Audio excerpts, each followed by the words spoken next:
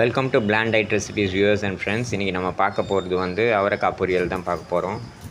இதுக்கு வந்து 1/2 ஸ்பூன் கடுகு, 1 ஸ்பூன் வந்து உளுத்தம்பருப்பு, 1 ஸ்பூன் வந்து கடலைப்பருப்பு, 1 ஸ்பூன் வந்து சீரகம் போட்டுட்டு கடுகு எண்ணெய் ஊற்றி பொரிய வச்சாச்சு. எண்ணெய் வந்து 1.5 ஸ்பூன் ஊற்றிருக்கேன். அதுக்கப்புறமா வந்து இது வந்து பிளாண்டு டைப்பில் தான் பண்ண போகிறேன். ஏன்னா அல்சர் பேஷண்ட்காகவும் வந்து கேஸ்ட்ரோ ப்ராப்ளம் இருக்க பேஷண்ட்ஸ்க்காகவும் மட்டும்தான் இது போட போகிறேன். காரமும் மசாலா எதுவுமே இல்லாமல். இப்போ வந்து ஒரு 4 தக்காளி, பெரிய சைஸ் தக்காளி எடுத்துகிட்டு அதையும் கட் பண்ணி போட்டுட்டு 1 ஸ்பூன் உப்பு போட்டுக்கிறேன். உப்பு வந்து உங்களுக்கு என்ன தேவையான அளவோ அந்த தேவையான அளவுக்கு போட்டுருங்க. இப்போ தக்காளி போட்டு தக்காளி மேலேயே வந்து உப்பையும் ஏன் போடுறேன்னா குயிக்காக வந்து தக்காளி வதங்கிடும். அதுக்காக தான் அது போடுறேன். தக்காளி வந்து இப்போ நல்லா வதங்கியாச்சு. இப்போ வந்து அதில் கொஞ்சம் டெசிகேட்டட் கோகோனட், ஒரு 3 ஸ்பூன்ஸ் ஆஃப் டெசிகேட்டட் கோகோனட் போட்டு அந்த வதங்கின தக்காளியோடு இதையும் சேர்த்து நல்லா இது பண்ணிக்கலாம். கோல்டன் ப்ரௌன் ஆகிற வரைக்கும் நல்லா கலரிக்கலாம். ஸோ தட் வந்து வாசனை நல்லா வரும். அதுக்காக தான் நான் இப்போ போடுறது. இதை நல்லா கொஞ்சம் நல்லா கோல்டன் ப்ரௌன் வர்ற வரைக்கும் நாலா பக்கமும் கலந்து விடலாம். கொஞ்சம் நல்லா கலந்து விட்டுகிட்டே இருக்கணும். அப்படி இல்லைன்னா வந்து அடி பிடிச்சிரும். அப்புறமா அவரைக்காய் போட்டுறேன். அவரைக்காய் போட்டுட்டு ஒரு 1/4 கிலோவுக்கும் கொஞ்சம் கம்மியான அளவுக்கு அவரைக்காய் போட்டிருக்கேன். அவரைக்காய் போட்டுட்டு அதையும் நல்லா இந்த தக்காளி டெசிகேட்டட் போட்டு அந்த தொக்கோடு சேர்ந்து கலரிக்கலாம். ஸோ தட் அது நல்லா மிக்ஸ் ஆகும். அதோட எசன்ஸ் எல்லாம் வந்து அந்த அவரைக்காயில் கேப்சர் ஆகும். ஸோ அதனால தான் அதை போட்டு நல்லா கலரிக்கிறேன்.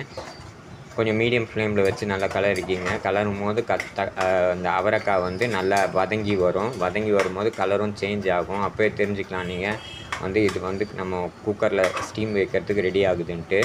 அது வரைக்கும் நல்லா கலரி விடுங்க. கைவிடாமல் கலரணும், இல்லைன்னா அடி பிடிச்சிரும். ஏன்னா நம்ம டெசிகேட்டட் கோகோனட் போட்டுறதுனால கொஞ்சம் குயிக்காகவே வந்து அது இதுவாகிடும், அடி பிடிக்க ஆரம்பிச்சிடும். ஸோ அதனால் நாலா பக்கம் நல்லா கலந்து விட்டுகிட்டே இருக்கணும். மீன்வைல் வந்து அல்சர் பேஷண்ட்ஸ்லாம் இந்த டைப் ஆஃப் ஃபுட்டு சாப்பிட்றதுனால அவங்களுக்கு வயிற்றுக்கு எந்த ஒரு ப்ராப்ளமும் வராது. ஸோ அதனால தான் இந்த டைப் ஆஃப் ஃபுட் வந்து நான் போடுறேன். இப்போ கொஞ்சம் தண்ணி ஆட் பண்ணி 2 நெல்லிக்காவும் ஆட் பண்ணியிருக்கேன். இப்போ ஹை ஃப்ளேமில் 4 விசில் வச்சு இறக்கிக்கலாம். ஸோ தட் அப்போ தான் அவரைக்காய் வந்து நல்லா வேகும்.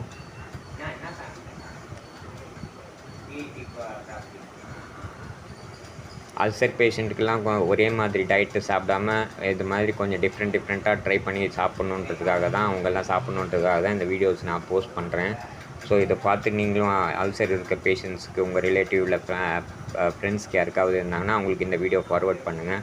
ஸோ தட் அவங்க இதை பார்த்துட்டு அவங்க டிஃப்ரெண்ட் டைப்ஸ் ஆஃப் ரெசிபீஸ் வந்து ட்ரை பண்ணி பார்ப்பாங்க. சாதாரணமாக வந்து அல்சர் பேஷண்ட்லாம் வந்து பாயில்டு பருப்பு சாதமும் அப்புறமா வந்து பாயில்டு வெஜிடபிள்ஸ் தான் சாப்பிடுவாங்க, இல்லை தயிர் சாதம் சாப்பிடுவாங்க. அப்படி இல்லாமல் இப்படி சாப்பிட்றதுனால அவங்களுக்கும் ஒரு டிஃப்ரெண்ட் வெரைட்டியாக சாப்பிட்ற மாதிரி இருக்கும். அவங்களுக்கும் ஒரே மாதிரி போர் அடிக்காமல் இருக்கும். ஸோ இப்போ 4 விசில் வச்சாச்சு. 4 விசில் வந்து இப்போ 4th விசில் வந்து வரப்போகுது. ஹை ஃப்ளேமில் 4 விசில் வைக்கணும். அப்போ தான் வந்து அவரைக்காய் நல்லா வேகும்.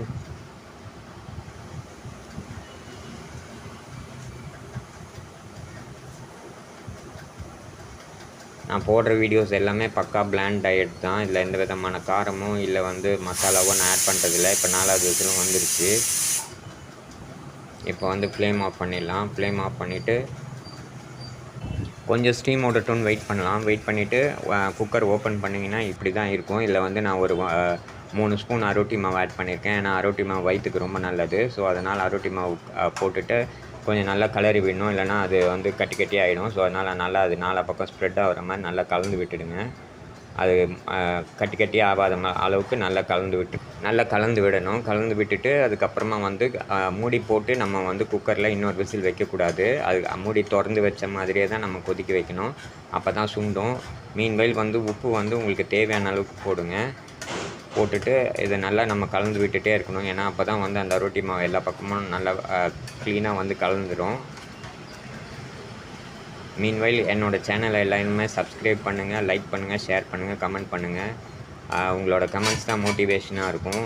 அது இல்லாமல் நான் ஏதாவது தப்பு பண்ணேன்னா அதுவும் ரெக்டிஃபை பண்ணுறதுக்கு எனக்கு வசதியாக இருக்கும். ஸோ அதனால் எல்லாருமே கமெண்ட் பண்ணுங்கள். உங்கள் ஃப்ரெண்ட்ஸ் அண்ட் ரிலேட்டிவ்ஸ்க்கு இந்த வீடியோவை வந்து ஷேர் பண்ணுங்கள். அதே மாதிரி அவங்களும் சப்ஸ்கிரைப் பண்ண சொல்லுங்கள். இப்போ வந்து கருவேப்பிலை ஒரு கொத்து போட்டுக்கிறேன். நான் போட்டுட்டு அதையும் கொஞ்சம் கலந்து விட்டுக்கலாம்.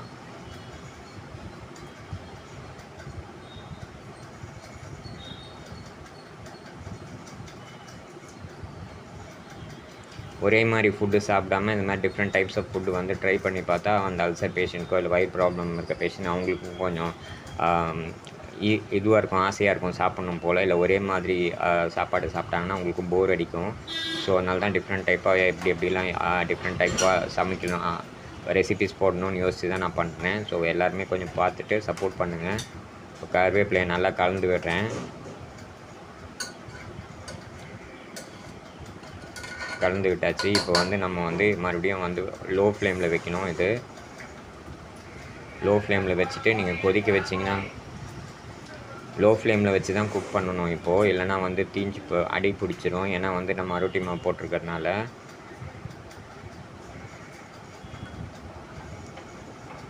குக்கர் ஆன் பண்ணியாச்சு.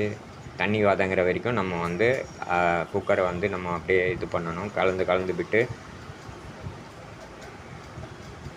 அப்போ தான் வந்து உங்களுக்கு வந்து அடி பிடிக்காமல் இருக்கும். ஸோ அதனால் அடிக்கடி கலந்து விடணும்.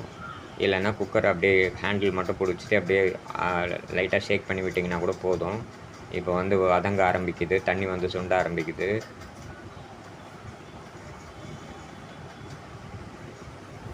ஒரு 5 to 10 minutes ஆகும் எப்படியா இருந்தாலும் இது சுண்டுறதுக்கு. அதுக்கு நடுவில் கொஞ்சம் கலந்து விடணும், இல்லைன்னா வந்து அது அப்படியே அடியில் அடி பிடிச்சிரும். அதனால் அடிக்கடி கொஞ்சம் கலந்து விடுங்க.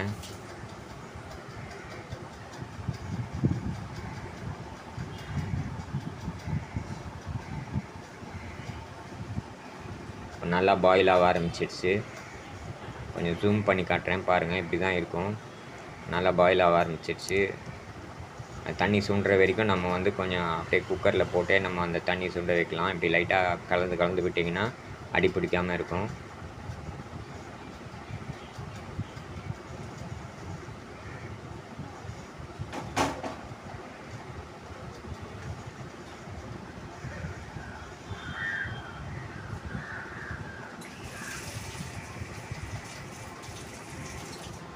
அல்சர் பேஷண்ட்லாம் மேக்ஸிமம் வந்து காரம், மசாலா, அதுக்கப்புறம் எண்ணெய் கூட கொஞ்சம் அதிக அளவுக்கு யூஸ் பண்ணாமல் இருந்தாங்கன்னா அவங்களுக்கு அந்த அல்சர் ப்ராப்ளம் குயிக்காகவே ஹீல் ஆகிடும்.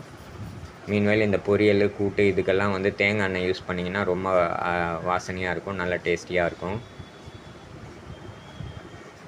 டெசிகேட்டட் கோகோனட் பொறுத்த வரைக்கும் ப்ரிசர்வேஷன் தான் ரொம்ப முக்கியம். அது வந்து பத்திரமா வந்து நம்ம இது பண்ணணும். புளிப்பு கையோடையோ இல்லை ஈர கையோடையோ வைக்கக்கூடாது. அந்த டப்பாவில் இருக்கிறத கை ட்ரை ஆக்கிட்டதுக்கு அப்புறமா தான் நம்ம வந்து அதை தொடணும். அதே மாதிரி டெசிகேட்டட் கோகோனட்டை வந்து ரெஃப்ரிஜிரேட் தான் பண்ணணும், வெளியிலலாம் வைக்கக்கூடாது. வெளியில் வச்சிங்கன்னா வந்து ஒன்று கெட்டு போயிடும், இன்னொன்று வந்து எறும்பும் ஜாஸ்தி வர ஆரம்பிச்சிடும். ஏன்னா அந்த டேஸ்ட்டுக்கு கண்டிப்பாக எறும்பு வந்துடும். இதுதான் ஃபைனல் லுக் வியூவர்ஸ். தேங்க்யூ.